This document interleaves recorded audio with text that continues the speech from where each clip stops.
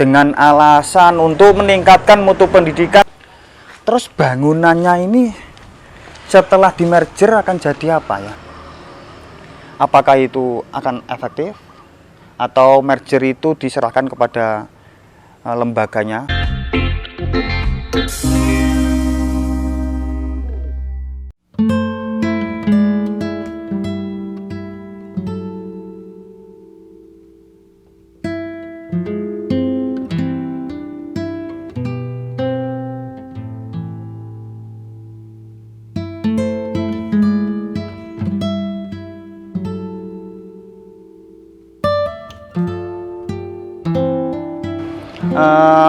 Hari ini saya sedang berada di Desa Dermojayan.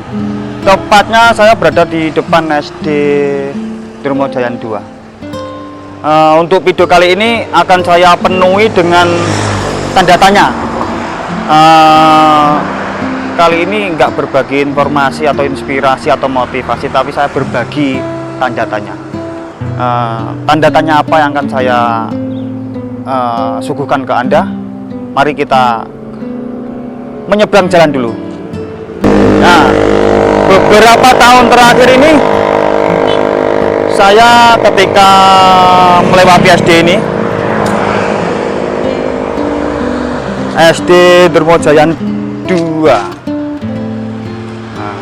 berada di Jalan Raya nomor 41. Nah, ini selalu kosong, tidak digunakan kelihatannya, tidak digunakan untuk kegiatan belajar mengajar. Kondisinya seperti ini. Nah, pertanyaan pertama, apakah SD ini dimerger dengan SD lain? Nah, wah, baunya pesing. Ini bekas kantor guru.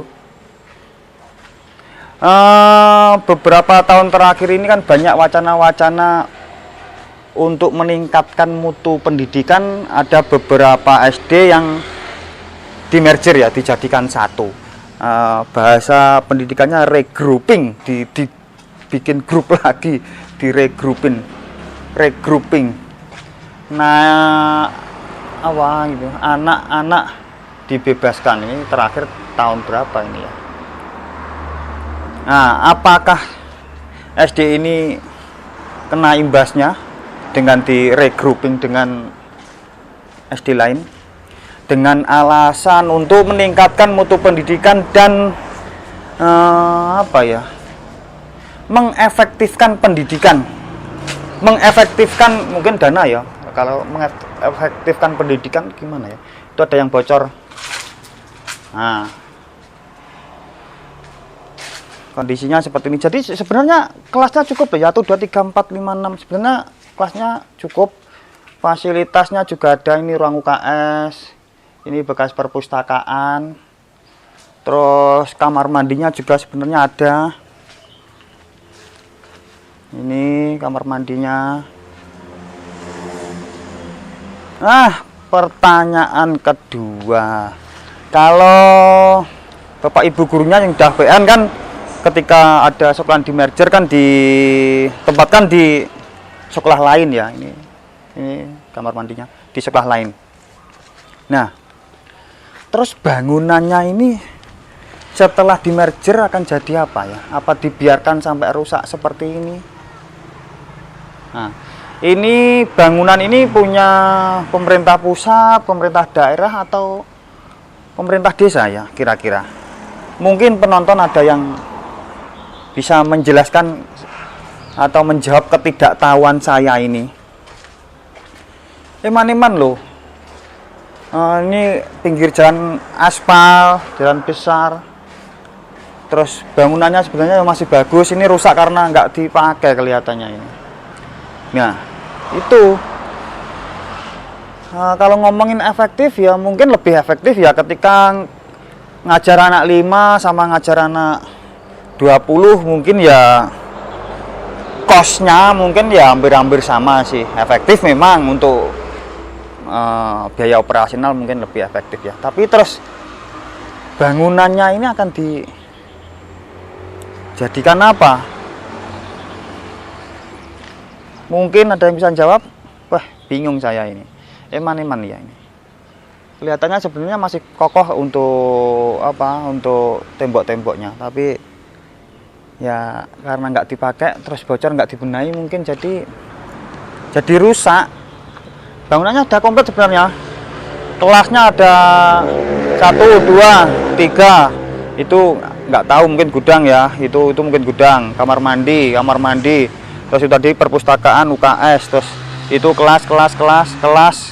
Nah, yang sana itu ruang guru. Nah, mungkin kalau di kota seperti ini regrouping atau merger mungkin nggak terlalu berpengaruh pada anak-anak ya. Mungkin satu desa ada beberapa sekolahan dan itu akses jalannya mungkin bagus. Tapi kalau mungkin di daerah yang pegunungan dan sebagainya itu misalnya ada diterapkan regrouping atau merger, itu otomatis kan anak-anak ada sebagian anak-anak kan sekolahnya jadi jauh. Nah, monggo yang berwenang bisa menjawab pertanyaan hamba, atau mungkin Limbat bisa menjawab pertanyaan saya ini. Apakah itu akan efektif atau merger itu diserahkan kepada lembaganya, pengen merger atau enggak, atau gimana gitu. Ya, pokok video hari ini isinya pertanyaan semua. Saya sangat ingin mendapat jawaban ini. Ya, saya kira video kali ini saja. Monggo, saya mengharapkan jawaban dari Anda semua. Terima kasih. Ikuti terus Beras Merah Channel dengan cara subscribe, comment, like, and share. Terima kasih.